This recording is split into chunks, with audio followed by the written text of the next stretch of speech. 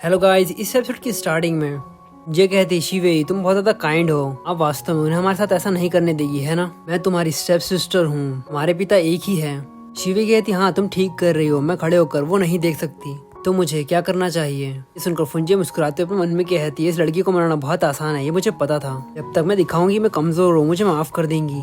She वही कहती है उन्हें बहुत सारे फिश फूड के साथ लपेट दो और उन्हें समुद्र में फेंक दो। मछलियों के लिए जितना ज्यादा खाना उतना अच्छा। रिंजो कहता मम्मी मुझे और खिलाओ, ये बहुत ही ज्यादा डिलीशियस है। इसके बाद वहाँ के गार्ड उन तीनों को वहाँ से लेकर जा रहे होते, वो तीनों उसे गाली दे रहे होते। वो कहता है शी वही तुम बहुत बुरी चुड़ैल हो। मुझे कहती है शी वही जब मैं मर जाऊंगी तो मैं भूत बनकर तुम्हें मारने होगी। अपने मन में कहती है वो कुतिया हमारे साथ बराबरी कर रही है और अब हम समुद्र में डूबने वाले हैं। शी वही कहती है जिंदगी बहुत छोटी है और मैं किसी बदमाश की बदमाशी सहन नहीं कर पाऊंगी और तुम जैसे लोगों को सुधारने के लिए हिंसा का उपयोग करना ही पड़ता है। लिंजा को वो गोद में उठाकर घुमा रही होती है। लिंजा कहता है मम्मी आप बहुत ग्रेट है, आप ही बेस्ट हैं। आसपास के लोग शिवेई की तारीफ करने लगते हैं और वो यंग मास्टर की तरफ मतलब अपने मीलेट की तरफ देखते हुए कहते हैं लगता है यंग मास्टर को इसमें काफी इंटरेस्ट है। मॉम कहती है बेटा वो लड़की। लिन कहता है वो फनी है, मैं उससे शादी करूंगा। लिंजा उसकी तरफ केक बढ़ाते हुए कहता है मम्मी ये केक खाओ, ये डैडी का सबसे फेवरेट केक है। देखकर शिवेई अपने मन में कहती है मैं अपनी पिछली जिंदगी में सिर्फ उस बदमाश की परवाह करती थी गूजी, और मैं कभी नहीं जान पाई कि मेरे पति को सबसे ज्यादा खाने में क्या पसंद है। लेकिन अब मुझे ये याद रखना होगा।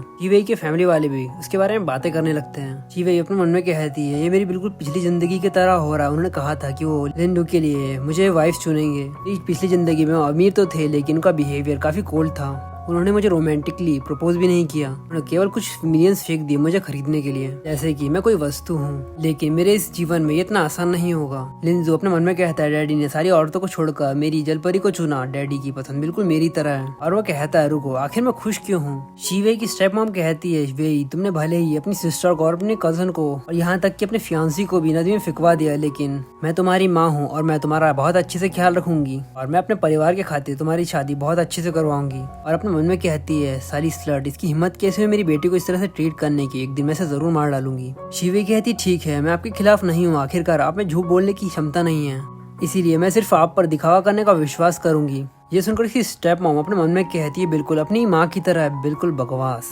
शिवे उसके नजदीक जाती है और कहती है आप इसे जोर से क्यों नहीं कहते, आइए हम सभी इसे सुनते हैं। ये सुनकर इसकी स्टेप मॉम अपने मन में कहती है क्या वो मेरा दिमाग पढ़ रही है। तभी लिन कहता है जाओ जाओ कहता है डैडी। ये अनाउंसर उसके आने पर एक स्पीच देता है। आसपास के लोग बहुत सारी बातें बनाने लगते हैं, किसने बोला था कि वो इतना बदसूरत है, वो तो बहुत ज्यादा खूबसूरत है, वो तो किसी हीरो की तरह दिखता है वगैरह वगैरह। लिन शिवे की तरफ देखते हुए अपने मन में कहता है हम पहले कभी नहीं मिले लेकिन जब मैं उसके चेहरे को देखता हूँ मुझे ऐसा क्यों लगता है कि मैं उसे बहुत अच्छे से जानता हूँ, पता नहीं क्यों लेकिन मेरा दिल दुख रहा है। शिवे भी उसकी तरफ देखते हुए अपने मन में कहती है हालांकि हम पति पत्नी थे लेकिन मैंने कभी तुम्हें अपने दिल से नहीं देखा। मैं ये वादा करती हूँ कि मैं इस जीवन में आपसे ठीक से मिलूंगी।